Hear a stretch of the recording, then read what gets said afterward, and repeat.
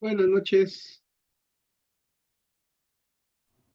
buenas noches, bienvenidos a esta sesión sincrónica. Buenas noches, José, Gaby, y bueno, ya los compañeros que se vayan incorporando. Como les decía, bienvenidos a esta sesión sincrónica del módulo de Derecho Constitucional. Gaby, qué gusto verte. Como les decía, bienvenidos a esta sesión sincrónica del módulo de Derecho Constitucional.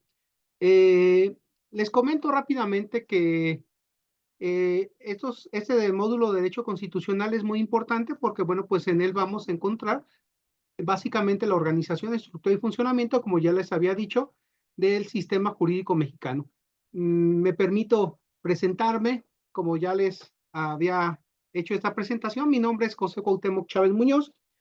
Soy abogado, egresado de la licenciatura en Derecho. Tengo la maestría en Derecho Constitucional, Derecho Administrativo y en Derecho Civil. Eh, Tengo 24 años como académico universitario, pues en la Universidad de La Salle Bajío, en el Instituto de Justicia Administrativa, en ULSA Cancún, en ULSA Salamanca, Universidad de Guanajuato.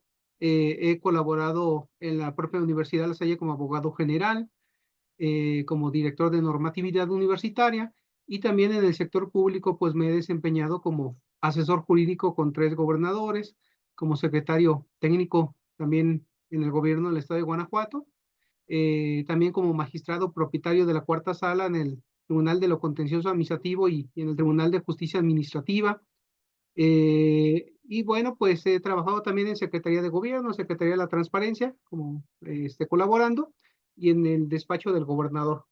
Y bueno, pues este bagaje académico, cultural y laboral, pues me permite tener una visión de lo que es la administración pública en la relación con la federación, con el estado y con los municipios. Y particularmente, pues me ha tocado ver varios aspectos de primera mano, digamos coloquialmente hablando, de cómo se da esa organización, estructura y funcionamiento del Estado mexicano, particularmente desde el enfoque del derecho constitucional.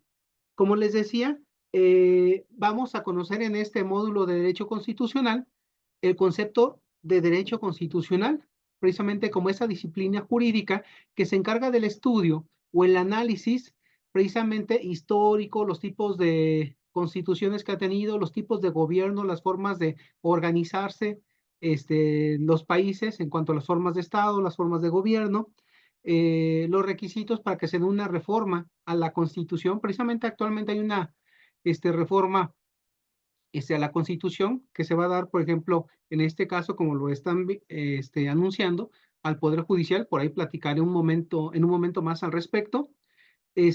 Algunas particularidades precisamente de cómo está organizado en los 3 órdenes de gobierno: ejecutivo, nivel federal, nivel estatal y nivel municipal, y la división de poderes que se tiene a nivel federal, ejecutivo, legislativo y judicial, igual de la misma manera a nivel estatal, y a nivel municipal pues no hay una división de poderes, solamente se tiene un solo poder que se le conoce como el ayuntamiento. Vamos a ver también algunas funciones y atribuciones, competencias de esa estructura, y también algunos instrumentos o mecanismos de defensa que son el control constitucional. Y como les decía, bueno, pues son 3 unidades. Este módulo se acredita con un 70%, con una calificación de 7. Son 3 y media semanas. Iniciamos el lunes pasado. Y estaremos terminando el 6, 7, 18. Eh, en 3 y media semanas, pues ese módulo pues son 24 días naturales. Estaríamos terminándolo pues siguiendo esa estructura. Si me lo permiten, voy a estar haciendo un esbozo acerca de las lecciones y de los retos. En el primer reto, bueno, pues es un cuestionario que ustedes estuvieron trabajando sobre la Constitución mexicana. En este enfoque se hizo un análisis, pues, de todos los tipos de textos constitucionales que se han tenido: la Constitución de Apatzingán, la Constitución Española de Cádiz previamente de 1814, la Constitución de Apatzingán de 1824, la de 1836, que es centralista, las bases constitucionales del 43, del 46, la Constitución del 57, la Constitución de 1917, que es la actual, y pues varios ordenamientos. También se hace referencia a distintos tipos de constituciones. Hay algunas constituciones que se les conoce como constituciones flexibles, en donde no hay mayor trámite o procedimiento para que se dé una reforma pues al texto constitucional, y hay unas que son rígidas, en donde se tiene que seguir ciertos procedimientos, por ejemplo, el proceso legislativo, que ahí ya le estamos pegando al reto 2, en donde se tiene que hacer una iniciativa, una discusión, una aprobación, una sanción, una promulgación, publicación e iniciación de la vigencia, en donde ahí se establece constitucionalmente quiénes tienen derecho a iniciar leyes. Si en este caso, pues los legisladores, principalmente los diputados federales, senadores de la República, presidente de la República, el punto 13% del padrón electoral podrán estar presentando o iniciando leyes, y también la Suprema Corte de Justicia en el ramo de sus atribuciones puede estar presentando iniciativas de leyes. Eso viene directamente en el reto 2. Una cosa es el procedimiento legislativo ordinario, en donde se reforma o donde se presenta una iniciativa para crear una ley, y otra es el referente a reformar la Constitución. En el ordinario simplemente es una cámara de origen y una cámara revisora. La cámara de origen, por ejemplo, la Cámara de Diputados, y la cámara revisora, la Cámara de Senadores.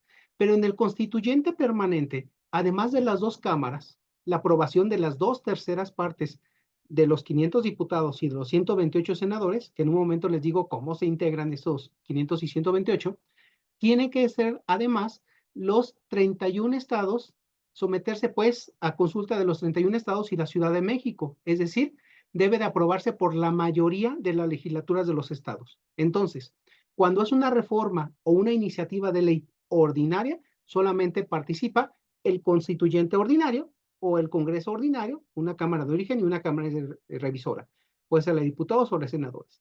Pero cuando es el constituyente permanente, que es una reforma constitucional, además de la aprobación de ambas cámaras, se requiere la aprobación de la mayoría de los congresos de los estados. ¿Sí? En este caso, por la aprobación de 17 congresos locales. Guanajuato, Guerrero, Chiapas, Chihuahua, Oaxaca, etcétera. 17 congresos. Eso viene pues en el reto 2 del constituyente permanente. En el reto 3 se habla de un tema que es Marbury contra Madison, que es un precedente que se da en la Unión Americana, en Estados Unidos de Norteamérica. Resulta que se da una aprobación de unos nombramientos de jueces. Sin embargo, hay un cambio de presidente que tiene otra ideología, que representa otro partido político. Salen republicanos, entran demócratas, se da pues un cambio en el gobierno y trae distintas creencias políticas partidarias. En esta tesitura, el nuevo presidente no le quiere reconocer, el nuevo secretario no le quiere reconocer los nombramientos realizados, y entonces se lleva a revisión precisamente el no querer entregar estos instrumentos. Y bueno, pues precisamente pues por azares del destino, se llega a un tema que es la interpretación y la revisión judicial, y también determinar los alcances pues de las normas, de los instrumentos normativos. Aunque no se llega pues a resolver de fondo el asunto, sí nos deja precedentes muy interesantes sobre el control de los actos de autoridad, sobre los alcances de cada una de las autoridades en el ejercicio, porque recuerden que en el servicio público, pues todos los actos administrativos pues tienen que estar conforme a la norma. Un servidor público tiene que hacer lo que le toca, conforme a lo que tiene atribuido, conforme a lo que tiene conferido, y debe de estar de acuerdo con la competencia. Por ejemplo, un tránsito no puede estar clausurando una obra, una construcción de una casa, porque no es competencia de tránsito. Un inspector de mercados no puede levantar una infracción de tránsito porque no es competencia de esta materia ni tiene la atribución. Entonces, nos lleva pues a varios análisis este tema de Marbury contra Madison, en donde yo les pediría, bueno, que hicieran ese análisis y que también participaran en el foro, donde se presenten en el foro, donde digan pues su edad, sus datos generales, cuáles fueron los motivos del por qué entraron a estudiar esta licenciatura, y después que hicieran un análisis y estuvieran haciendo una retroalimentación de al menos 2 de sus compañeros. y que hicieran capturas de esas intervenciones y las agregaran a su reto 3. En el reto 4 nos habla sobre un análisis de los derechos humanos y la Constitución. En este reto 4 también es importante porque tienen que analizar una noticia y en esa noticia tienen que estar revisando cómo se da la protección de los derechos humanos y si intervienen algunos instrumentos internacionales como tratados internacionales, ¿sí? En este caso, pues puede ser algún tema referente al derecho a la vida o el derecho al aborto, o puede ser, por ejemplo, el tema de la prisión preventiva oficiosa, en donde hay un pronunciamiento de la Corte sobre la inconstitucionalidad de la prisión preventiva oficiosa. Por ejemplo, te tienen detenido y ya transcurrió más de 2 años, no se ha dictado sentencia, como ha habido casos en donde, por ejemplo, ya tiene 17 años privado de su libertad y no se le ha dictado sentencia. Bueno, pues hay que darle su libertad, hay que ver que ya hubo una violación flagrante, hay una violación en exceso, valga la redundancia, de sus derechos humanos. Entonces tienen que analizar alguna norma. Es muy interesante, actualmente la Suprema Corte de Justicia de la Nación está sacando varios comunicados donde está haciendo análisis de casos en concreto, casos ordinarios, casos cotidianos, donde interviene para analizar algún caso o algún cuestionamiento. Yo les recomiendo que entren, por ejemplo, al portal de la Suprema Corte de Justicia de la Nación, scjn.gov.mx, scjn.gov.mx, y ahí pueden encontrar, por ejemplo, varios sentencias emitidas de manera muy didáctica, muy explicadas, en donde plantean un caso social que ellos tuvieron y el análisis que realiza la Corte al respecto. De ahí se pueden apoyar para estar realizando este reto 4, que es los derechos humanos y la Constitución. Viene en el reto 5, que es sobre un cuestionario. En el reto 5 nos habla, entre otras cosas, de lo que son los órdenes de gobierno. En México existen 3 órdenes de gobierno, como les decía, el orden federal, el estatal y el municipal. En el orden federal hay una división de poderes, poder ejecutivo, poder legislativo y poder judicial. Quien encabeza el poder ejecutivo es el presidente de la República. El presidente de la República puede tener distintas denominaciones. Puede ser un presidente electo porque ganó las elecciones y no ha tomado todavía posesión. Todos son presidentes constitucionales. Por ejemplo, un presidente, si no se presentara, por ejemplo, a tomar protesta de su cargo, entraría como presidente provisional el presidente del Congreso. Estaría 30 días hasta que se nombrara un provisional y se convocara elecciones en un periodo de 7 a 9 meses para que el nuevo presidente pues terminara el sexenio, digamos así. Por ejemplo, si la falta del presidente ocurre dentro de los 2 primeros años, el secretario de Gobernación pues entra como presidente provisional hasta en tanto se nombra un presidente interino para que se convoque elecciones y pueda terminar el sexenio. El periodo de duración de ese mandato pues no debe de llevar entre 7 a 9 meses para que se convoque elecciones. Sería algo pues extraordinario pues que ocurriera esto, pero pues no estamos exentos de que pueda ocurrir algo así. Si la falta del presidente, por ejemplo, ocurre en los últimos 4 años, entonces ya no se nombra un interino, sino que se nombra un presidente sustituto. Y este va a terminar el sexenio. Entonces, cualquier denominación que tenga el presidente, llamémosle presidente electo, aunque todavía no toma posesión, presidente interino, presidente sustituto o el presidente provisional. Básicamente el presidente provisional es aquel que pues dura 30 días y básicamente es el secretario de gobernación, básicamente. Y el presidente de la República es el titular de la Administración Pública Federal. ¿Qué es la Administración Pública Federal? La Administración Pública Federal se integra por 2 áreas muy importantes, el gabinete legal y el gabinete empleado. El gabinete legal se encarga, por ejemplo, de los temas o las secretarías, por ejemplo, Secretaría de Hacienda, Secretaría de Obras Públicas, Secretaría, por ejemplo, de Salud, Secretaría de Educación, Secretaría de la Función Pública, etcétera. ¿Sí? Estas secretarías son nombradas por el presidente y el presidente les encarga que directamente se encarguen de administrar en beneficio de la nación algún tema en particular, salud, educación, agua, los temas necesarios. Y también está el gabinete ampliado. En el gabinete ampliado, pues vamos a encontrar algunas empresas que se encargan directamente de algún tema, como puede ser Comisión Federal de Electricidad, por ejemplo, Pemex, IMSS, ISSSTE, etcétera. Entonces, el presidente de la República, cualquier denominación que tenga, es el titular de la Administración Pública Federal. La Administración Pública Federal puede ser centralizada o descentralizada. Las centralizadas son las secretarías, que se les suele llamar gabinete legal, y las descentralizadas es el gabinete ampliado, que es la Administración Pública Federal, o también llamados paraestatales.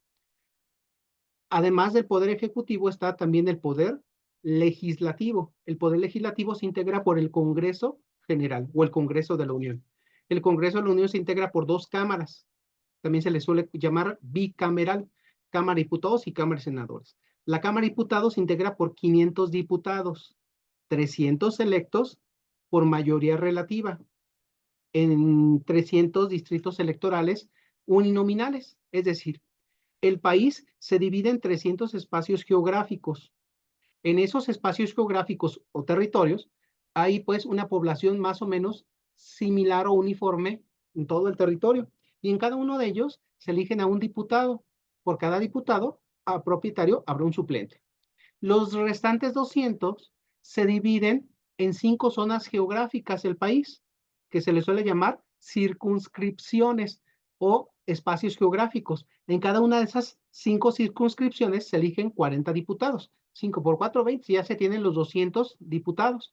Esos diputados de representación proporcional o plurinominales se obtienen por el porcentaje de votos que obtuvieron los partidos políticos. Entonces, el Poder Legislativo, Cámara de Diputados, se integra por 500 diputados, 300 de mayoría relativa, ¿sí? 300 de mayoría relativa, y esos de, déjenme ver, estoy admitiendo aquí a unos compañeros que están esperando. Bueno, 300 de mayoría relativa, como les decía, y 200 de representación proporcional, que es en porcentaje de votos que obtuvieron. Entonces, 3 niveles o 3 órdenes de gobierno, federal, estatal y municipal. A nivel federal hay división de poderes, ejecutivo, que es el presidente de la República, legislativo, que es el Congreso de la Unión, Cámara de Diputados, 500 diputados, y el Senado de la República, que se integra por 128 senadores. 128 senadores, de los cuales se integran de la siguiente manera: 64 senadores de mayoría relativa. El partido político que gana en un estado mete 2 senadores. El partido político que gana en un estado mete 2 senadores. El partido político que queda en segundo lugar mete un senador. A eso se les conoce como senadores de primera minoría. Y los restantes 32 senadores se integran o se les conoce como de representación proporcional, que es en base al porcentaje de votos que obtuvieran los partidos políticos, ¿sí? O también se les conoce como senadores plurinominales, ¿sí? Entonces, Cámara de Diputados, 500 diputados, Cámara de Senadores, 128 senadores. ¿Alguna pregunta del Ejecutivo y del Legislativo a nivel federal?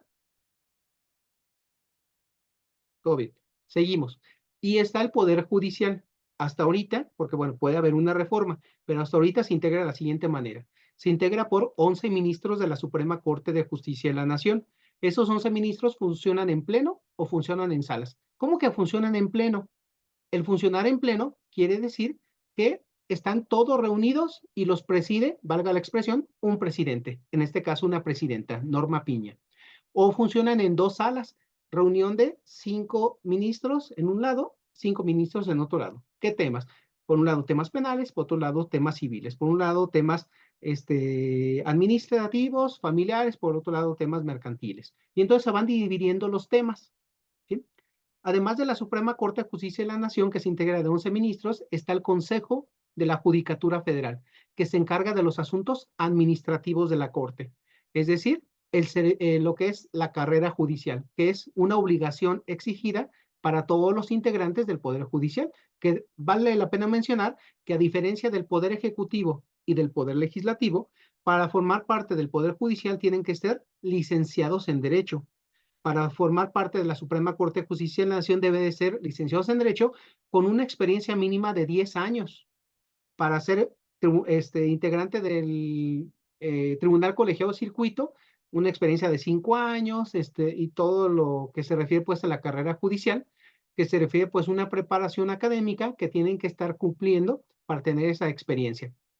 El Poder Judicial, como les decía, se integra por la Suprema Corte, 11 ministros, el Consejo de la Judicatura Federal, tribunales colegiados de circuito, que son 3 magistrados, tribunales unitarios, que es un magistrado, juzgados de distrito, que son un juez con su secretario, ¿sí? Y estos están divididos en distintos espacios geográficos. A cada uno de esos espacios geográficos se les conoce circuitos. Por ejemplo, la Ciudad de México es el primer circuito. Por ejemplo, el estado de Guanajuato está dentro del 16º circuito o del circuito 16. Entonces, toda la república, todo el país, se integra o se divide por circuitos. Entonces, hay 3 niveles o 3 órdenes de gobierno: federal, estatal y municipal. El federal, hay una división de poderes: poder ejecutivo, poder legislativo, poder judicial. Ejecutivo, presidente; legislativo, Cámara de Diputados y Cámara de Senadores; y judicial, Suprema Corte de Justicia, Consejo de la Judicatura Federal, tribunales colegiados de circuito, tribunales unitarios, jueces de distrito. A nivel local, o también llamado estatal, el ejecutivo lo encabeza el gobernador del estado, y también puede haber gobernador interino, gobernador sustituto, si la falta pues ocurre en el primer momento o ya en el segundo momento. Muy similares pues las reglas a nivel estatal, porque es una réplica más o menos, y también tiene una duración de 6 años. El gobernador también, como el presidente, es titular de la administración pública, en este caso, estatal. Y entonces también tiene una administración pública centralizada y una descentralizada. La centralizada, que es el gabinete legal, secretario de gobierno, secretario de finanzas, secretario de obra pública, secretario de educación, por ejemplo, de Guanajuato, de salud de Guanajuato, por ejemplo. Comisión Estatal del Agua, por el otro lado, el Instituto de Seguridad Social del Estado de Guanajuato, otras dependencias, pues, que se encargan de, en su conjunto, atender todos los temas que el Ejecutivo debe de atender. A nivel estatal no hay 2 cámaras, a nivel estatal hay una sola cámara. La cámara que hay es el Congreso del Estado. Por ejemplo, en el caso de Guanajuato, hay 32 diputados, de los cuales 22 son de mayoría relativa y 14 de representación proporcional, o también llamados plurinominales. 22 de mayoría relativa quiere decir que son electos cada uno de ellos en un distrito. Guanajuato se divide, por ejemplo, en 22 distritos, 22 espacios geográficos, ¿sí? Por ejemplo, el municipio de León tiene 5 distritos por la gran extensión que tiene. Por ejemplo, el municipio de León, en el caso de Guanajuato.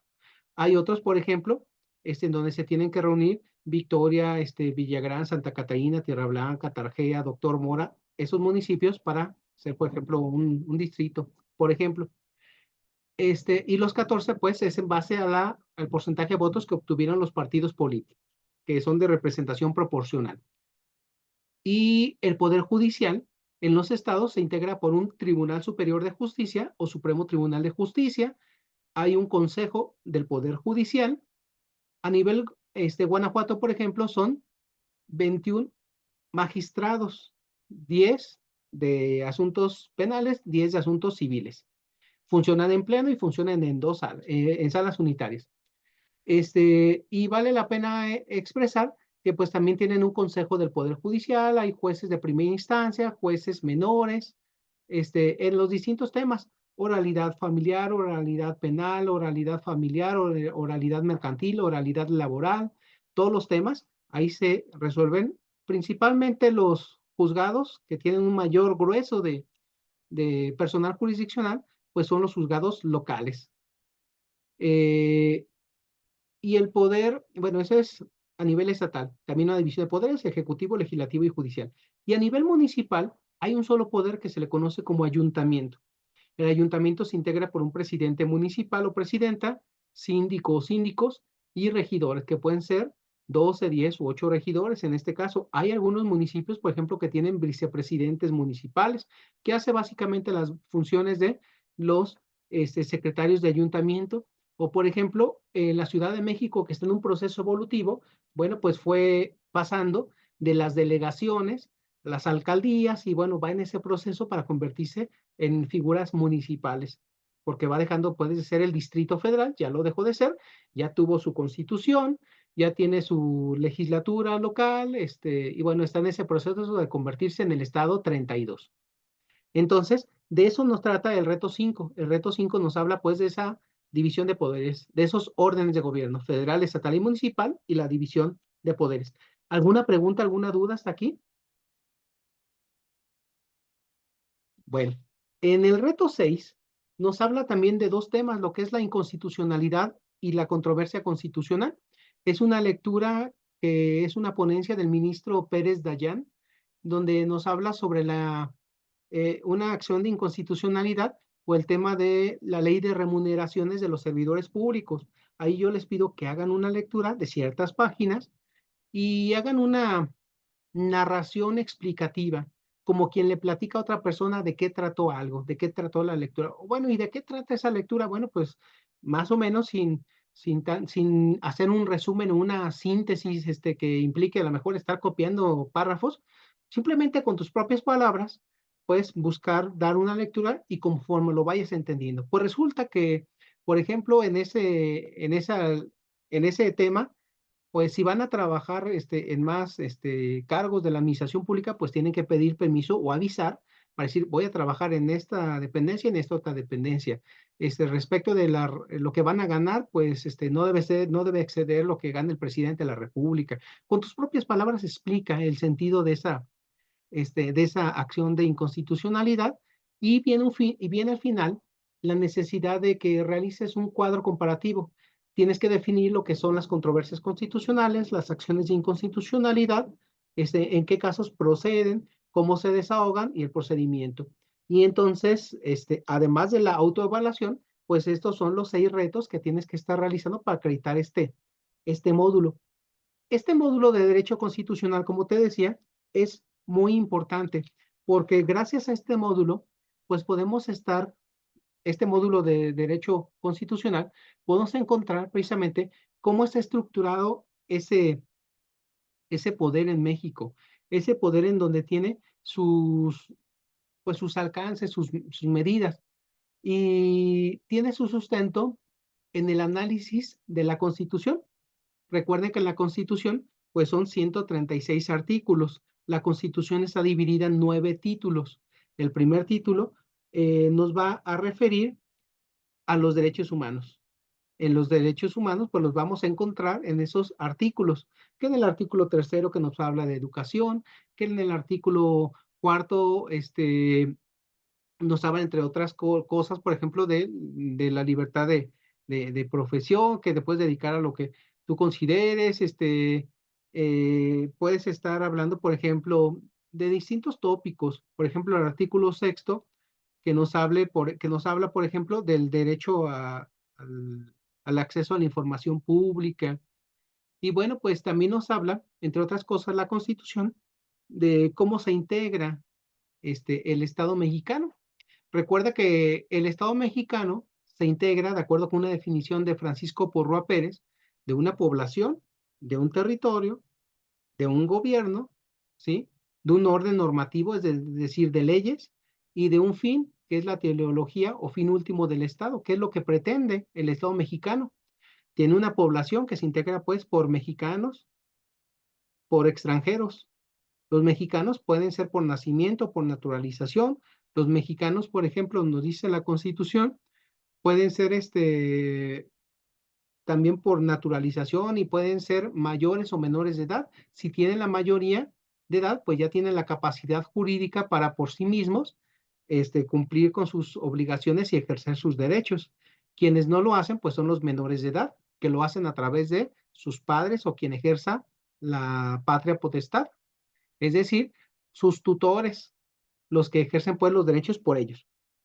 Y también puede darse casos excepcionales, mayores de edad que estén sujetos a estado de interdicción.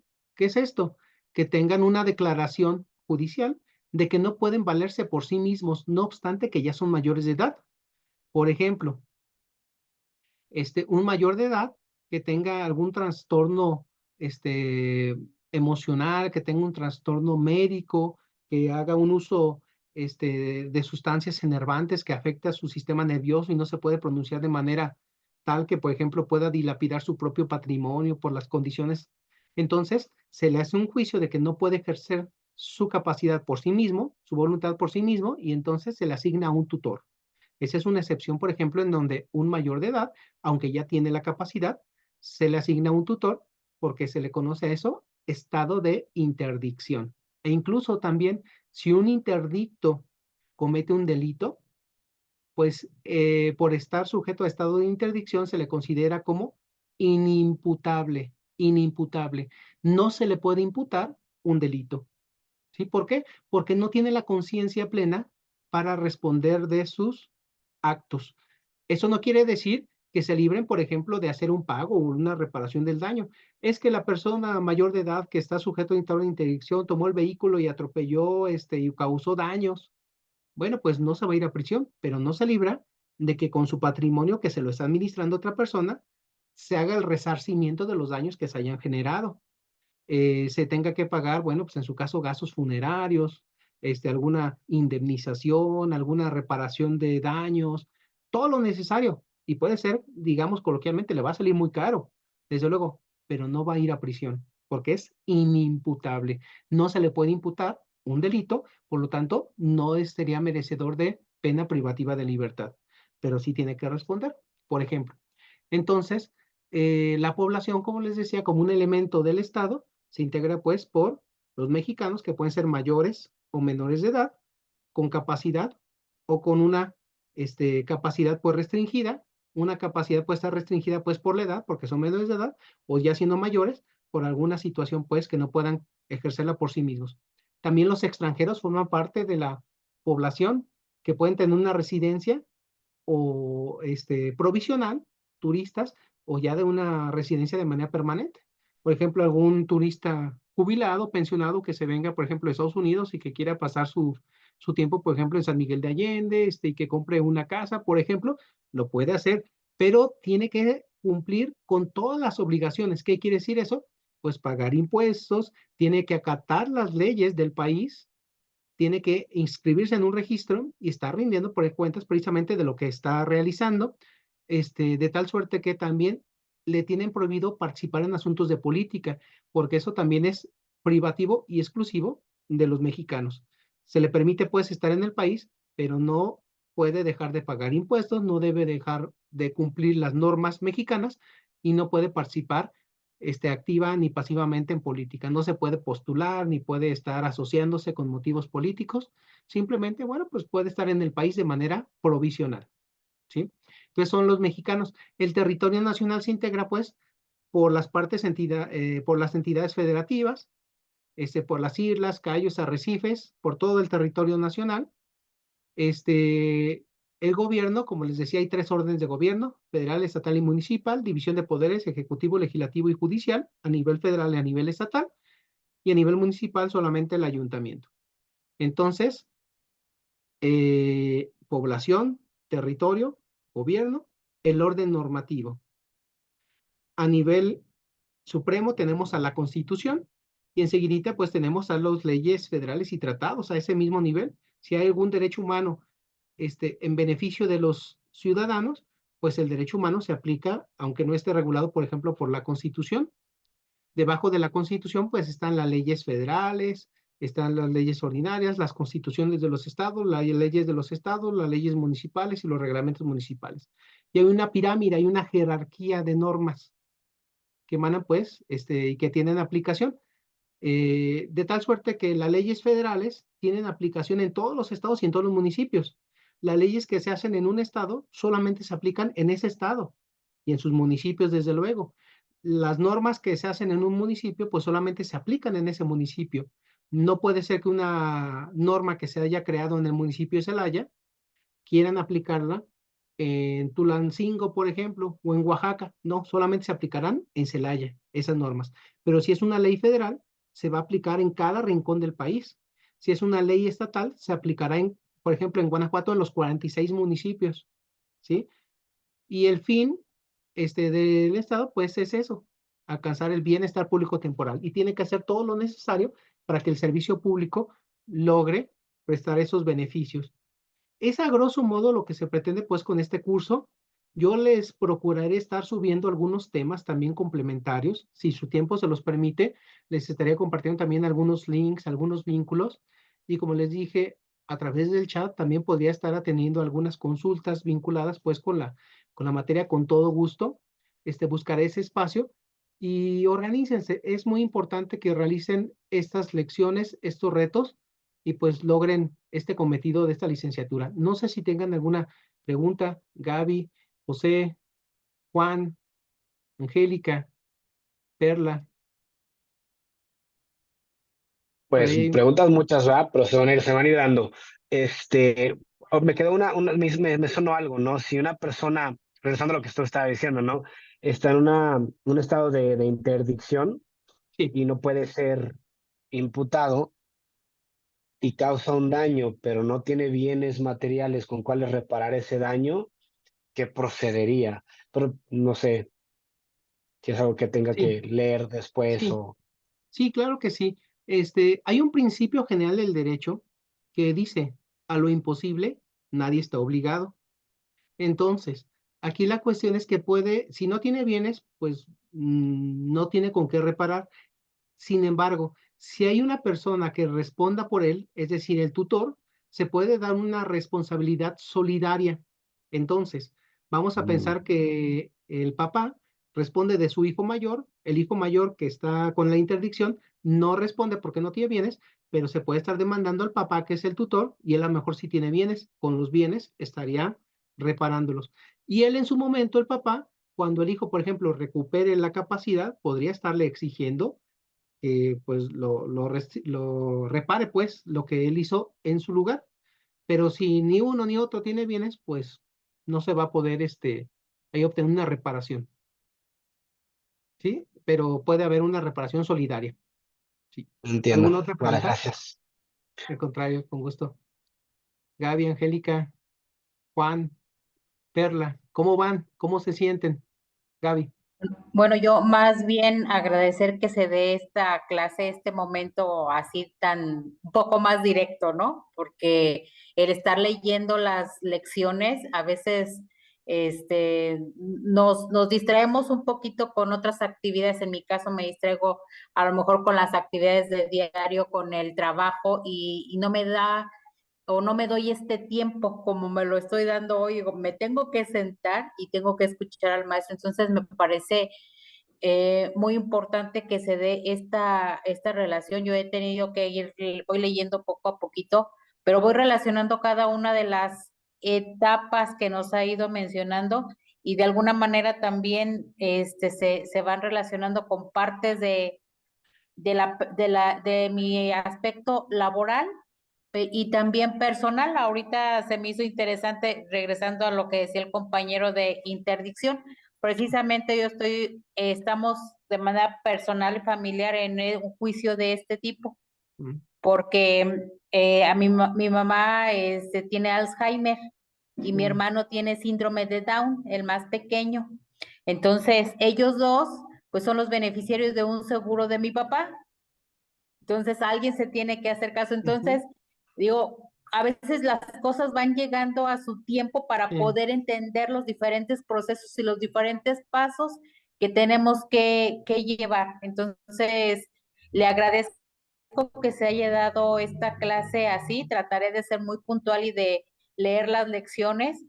Y bueno, pues gracias porque voy a ir aprendiendo junto con la experiencia personal y qué bueno estarlo reforzando con lo que estamos estudiando. Muchas gracias, maestro. no, al contrario, Gaby. Muchas gracias a ti. Y como les digo, cualquier duda, cualquier pregunta, no duden en hacérmela por el chat o por correo. Yo estoy a sus órdenes y les va a ir muy bien en este módulo. Tengo la seguridad de que así será y les digo, cualquier pregunta, cualquier duda, estoy a la orden para responderlas sin problema y yo buscaré lo más pronto posible dar respuesta a ellas. Si algo que se atore, algo que no entiendan, escríbanme y ya procuraré dar esta respuesta. ¿De acuerdo? Gaby, José, Angélica.